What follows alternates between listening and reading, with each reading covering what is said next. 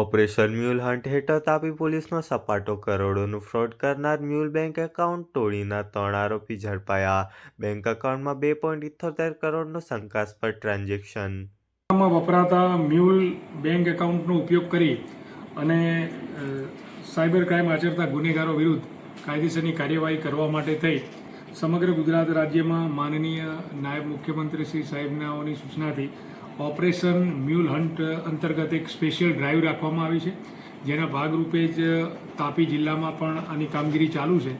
અને સરકારશ્રીના જે પોર્ટલ ઉપરથી તાપી જિલ્લામાંથી જે મ્યુલ એકાઉન્ટનો ઉપયોગ થયો છે એ એકાઉન્ટોની વિગતો અમે અમારી સાયબર ક્રાઇમની ટીમને ચકાસતા હતા, ત્યારે તાપી જિલ્લાની વ્યારા ખાતેની આઈસીઆઈસીઆઈ બેંકના એક ખાતામાં કેટલાક શંકાસ્પદ વ્યવહારો ધ્યાનમાં આવતા તેમાં ઊંડાણપૂર્વક તપાસ કરતા તેમાં એવી માહિતી મળી હતી કે એ ખાતામાંથી 1,45,00,000 રૂપિયાના સસ્પિશિયસ ટ્રાન્ઝેક્શન મળ્યા છે.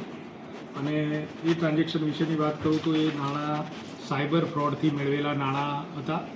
અને જે એકાઉન્ટ વિશાલ કુમાર રાજેન્દ્ર કુમાર ગામિત નામની વ્યક્તિના નામનું એકાઉન્ટ હતું, જે આઈરિસ કોમ્પ્લેક્સમાં MR એન્ટરપ્રાઇઝના નામે પોતાની દુકાન ભાડેથી રાખી અને ત્યાં તે એડ્રેસ પરથી એણે આઈસીઆઈસીઆઈ બેંકમાં એક કરંટ એકાઉન્ટ ખોલાવેલું હતું.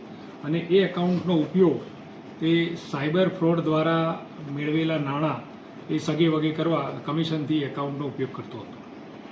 તો હવે ભૂમિકા કેવી રીતે હતી, કેવી રીતે કામગીરી કરતા હતા?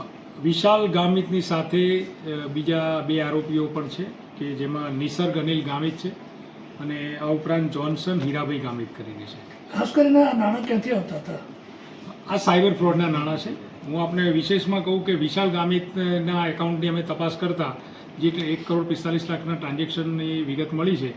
તો આ ઉપરાંત વિશાલ ગામિતના આ એકાઉન્ટનો ઉપયોગ બાબતે ઉત્તર પ્રદેશમાં પણ ગુનો નોંધાયેલો છે અને ગુજરાતના બાવળા પોલીસ સ્ટેશન ખાતે પણ એક ગુનો નોંધાયેલો છે.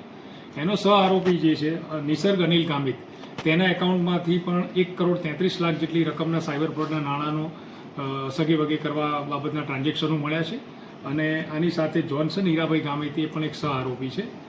તો આ પ્રકારે આ લોકો વિવિધ એકાઉન્ટોમાંથી સાયબર ફ્રોડના નાણાં નાખી અને એના ટ્રાન્ઝેક્શન કરતા. હજુ કેટલા સાથીદારો હશે? એ અમારી તપાસ આગળની ચાલુ છે અને એમાં તપાસમાં જે પણ આરોપી મળશે એ બાબતે કાર્યવાહી કરવામાં આવશે.